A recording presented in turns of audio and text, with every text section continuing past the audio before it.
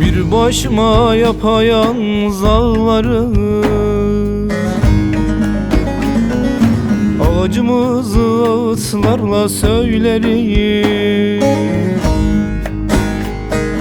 Gecikmiş bir bahar gelse neylerim.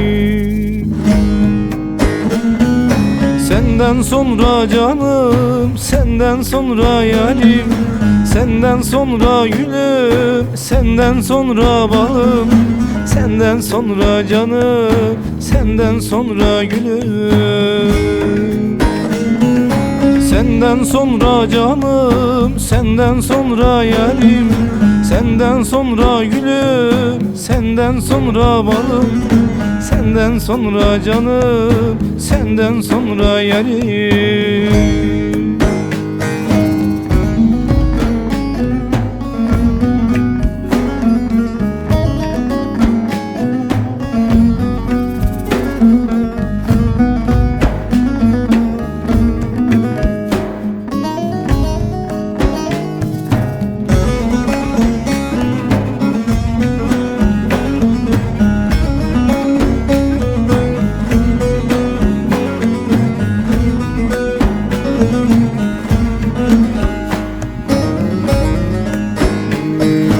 Güneşin önünde bir bulut kaynar, hayatın rüzgarı fırtınası var. Bağrıma hor düştü, saçlarıma kar. Senden sonra canım, senden sonra yarim, senden sonra gülüm, senden sonra balım, senden sonra canım, senden sonra gülüm. Senden sonra canım, senden sonra yarim, senden sonra gülüm, senden sonra balım, senden sonra canım, senden sonra yarim.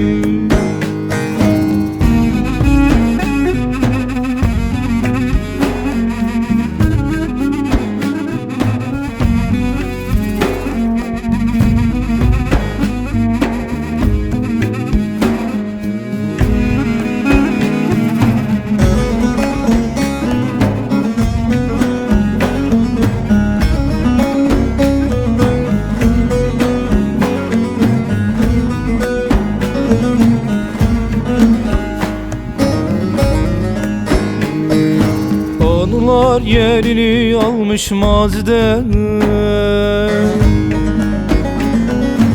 yaşanmamış günler kaldı geride. Mazlumi bıraktı sazı sözde.